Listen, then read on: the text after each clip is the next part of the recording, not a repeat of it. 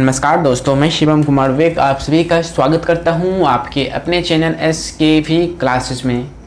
आज दिनांक 4 नवंबर 2020 से जुड़े वैसे महत्वपूर्ण तथ्य जो एग्ज़ाम के दृष्टिकोण से बहुत ही ज़्यादा महत्वपूर्ण रहने वाले हैं उसके बारे में हम लोग देखेंगे। तो चलिए स्टार्ट करते हैं। आज का हमारा पहला क्वेश्चन करंट अफेयर का है जो सभी प्रतियोगिता परीक्षा के लिए महत्वपूर्ण है। तो पहला क्वेश्चन का आंसर होगा हमारा, अर्थात पहला क्वेश्चन है हमारा कि power grid corporation of India के नए अध्यक्ष कौन बने हैं। तो power grid corporation of India के जो नए सदस्य अर्थात नए निर्देशक जो बने हैं उसका राइट आंसर होगा हमारा अभय चौधरी। अभय चौधरी जी जो हैं वो power grid corporation of India के नए निर्देशक बने हैं।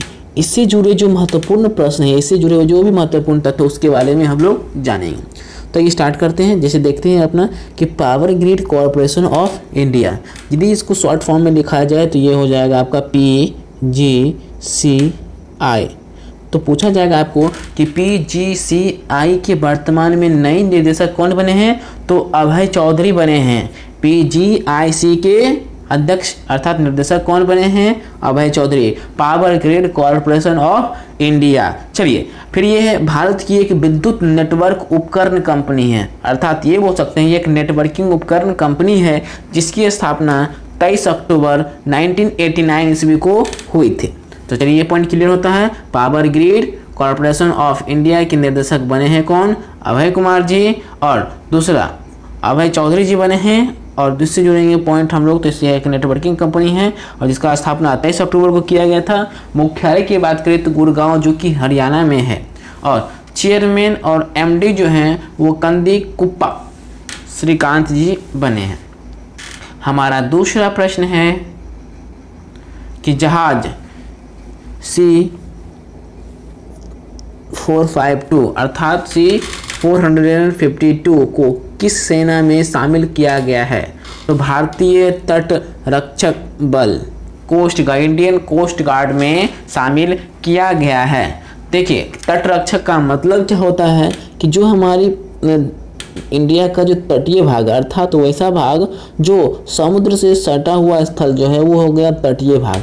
इस तटीय भाग पे जो बल रहता था, जो सेना रहते हैं उसे हम लोग तट रेखीय या तट रक्षक बल के नाम से जानते हैं।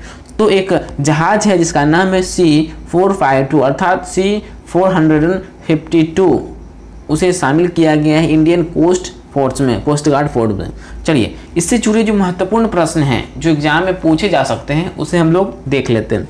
तो पश्चिम सीबोर्ड के अतिरिक्त महानिर्देशक राजन बारगोत्रा ने महाराष्ट्र में वीडियो कॉन्फ्रेंसिंग के माध्यम से भारतीय तटरक्षक जहाज C452 का शुभारंभ किया है। नेक्स्ट हमारा प्रश्न बन जाएगा, इससे जुड़े हुए जो हैं भारतीय तटरक्षक के बारे में कुछ जानना जरूरी है। तो चलिए इंडियन कोस्ट गार्ड से संबंधित जानते हैं कि स्थापना कब किया गया, 18 अगस्त 1978 को, और मुख्यालय की बात करें तो न्यू दिल्ली, और अध्यक्ष की बात करें तो कृष्ण स्वामी नटराजन जी हैं। देखिए तटरक्षक बल जो होते हैं वो तटीय सीमा रेखा की देख रेख के लिए अपनी व्यवस्थित रहते हैं, जिसके कारण से हम लोग तट रेखा या तट रक्षक बल के नाम से भी जानते हैं। देखिए इसमें जो प्रश्न पूछे जा सकते हैं, जैसे कि इसने हमें प्रश्न उठाया है, तो हो सकता है कि अभी के करंट अफेयर्स GK GS को इंक्लूड कर दें। इसीलिए जो है हम लोग एक स्टैटिक्स पॉइंट के लिए उससे जुड़े हुए पॉइंट को लेकर देते हैं ताकि हमारा कोई भी क्वेश्चन ना छूटे। और दूसरा डेली के करंट अफेयर को याद रखने के लिए आपके पास 2-3 ऑप्शन है। ऑप्शन क्या है कि यदि आप उसे चाहिए तो कॉपी में राइट डाउन कीजिए और 1 से 2 बार दिन में रिविज़न कीजिए। डेली के ये जरूरी नहीं कि आपका डेली का जो करंट अफेयर वो आपको याद ही होना चाहिए, बल्कि आप उससे जुड़े रहिएगा। यदि उससे जुड़े रहते हैं तो आने वाला जो 1 मंथ होगा आपको उसमें रिवीजन करना आसान हो जाएगा। आप कंपेयर कर सकते हैं कि जो 1 महीना नहीं पढ़ रहा है और आप पढ़ रहे हैं तो जो आपको रिवीजन करने में टाइम लगेगा उससे काफ़ी कम लगेगा। आप इसी तरह से यदि मान लिया जाए 1 साल हो जाए तो 1 साल का रिवीजन करना आपको आसान हो जाएगा। भले आपको टाइम लगे लेकिन ये रहेगा कि वो चीज़ आपको समझा हुआ होगा। तो आप कम से कम डेली का करंट अफेयर एक बार रिपीट जरूर कीजिए, एक बार दो बार देखिए जरूर, जिससे आपको आगे मेहनत कम करनी होगी। अब ऐसा समय आ जाएगा फिर क्या एक साल के करंट अफेयर का आवश्यकता पड़ेगा तो दिन रात करंट अफेयर देख रहे हैं, जिससे कुछ नहीं होने वाला है। रीजन यही है कि यदि हम लोग छोटे छोटे स्मॉल पैकेज में वर्क करें, काम करें, तो वो हमारी सफलता की ओर ज़्यादा जाती। चलिए हम लोग देखते हैं हमारा जो अगला प्रश्न है वो है, किसने विवाद से विश्वास योजना को शुरू किया है? तो इसका राइट आंसर होगा आयकर विभाग, जो इनकम टैक्स डिपार्टमेंट होते हैं, उन्होंने विवाद से विश्वास योजना की शुरुआत की है।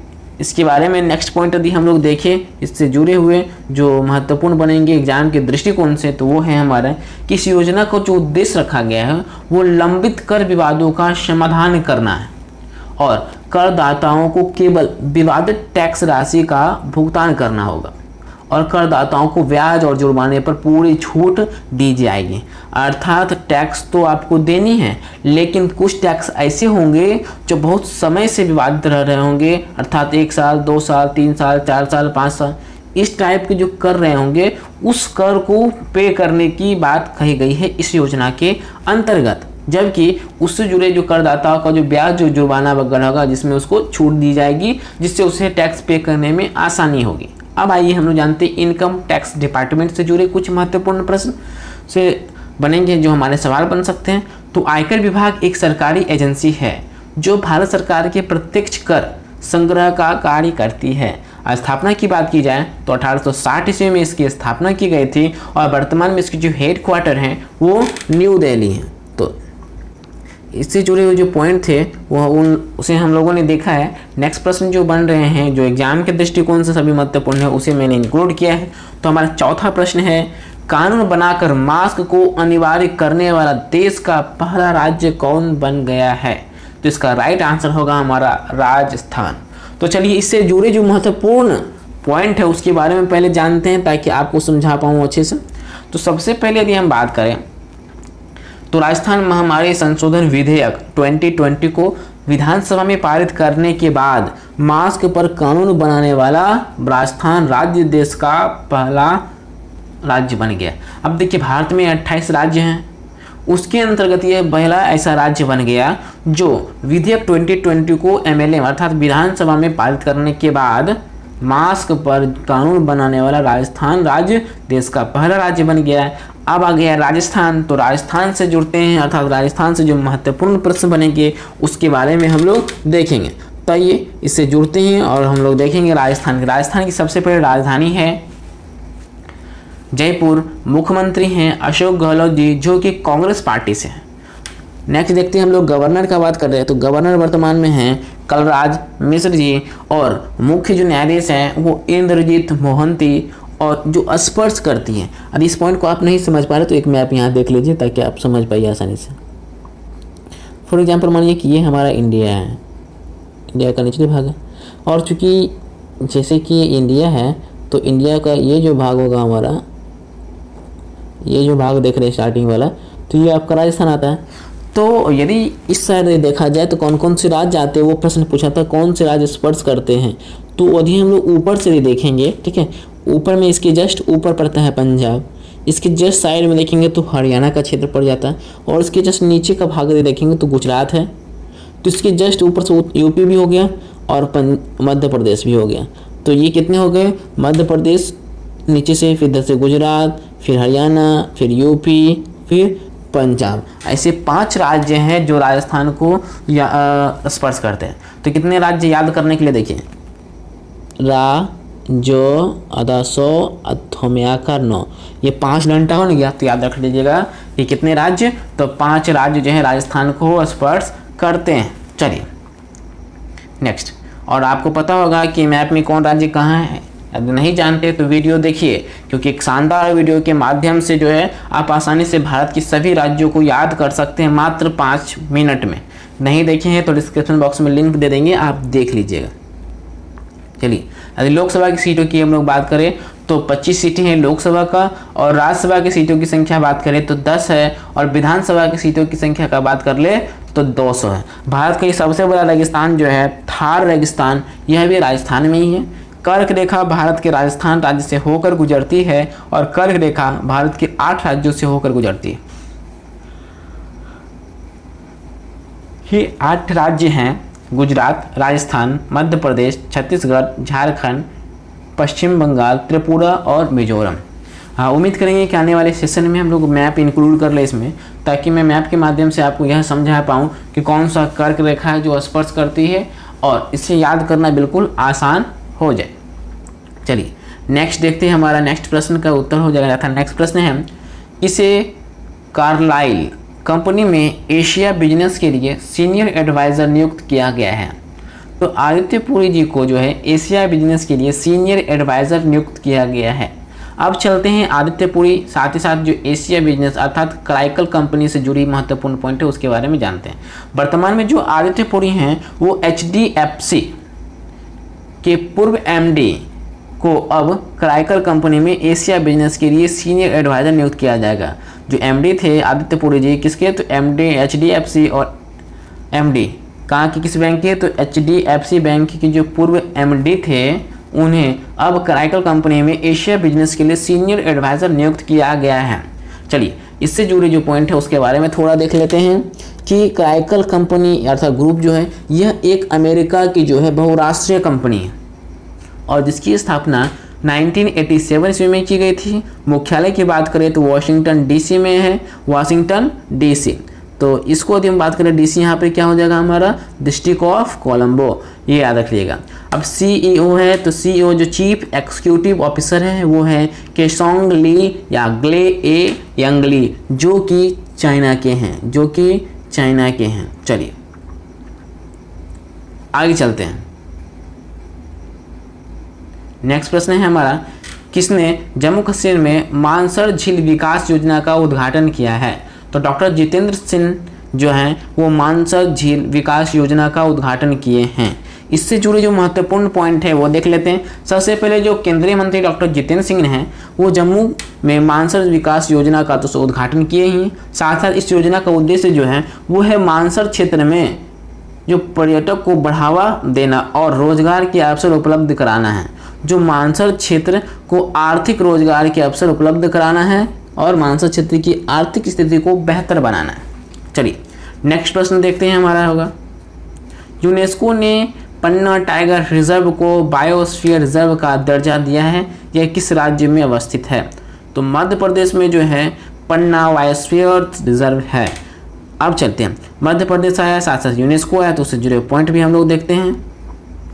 तो हमारा सबसे पहला पॉइंट जो होगा वो है हमारा पन्ना बायोस्फीयर। तो मध्य प्रदेश के मध्य प्रदेश के पन्ना जिले में जो है पन्ना एक जिला है जो कि पन्ना टाइगर रिजर्व को अंतर्राष्ट्रीय यूनेस्को ने बायोस्फीयर रिजर्व का दर्जा दे दिया है।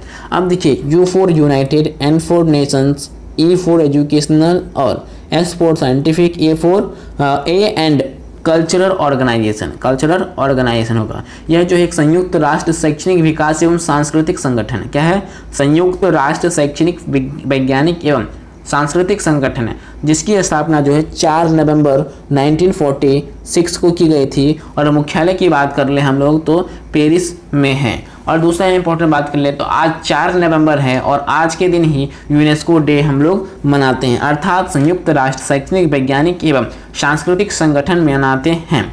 दूसरा इंपॉर्टेंट बात भी हम लोग बात कर ले तो यूनेस्को का आज टोटल मिला के 74th एनिवर्सरी के रूप में मनाया जा रहा है, जिसकी राजधानी वर्तमान में था, जिसका जो मुख्यालय वगैरह है वो कहाँ है, पेरिस, अर्थात फ्रांस की राजधानी पेरिस में, जिसके अध्यक्ष जो है आंद्रे अजेले हैं।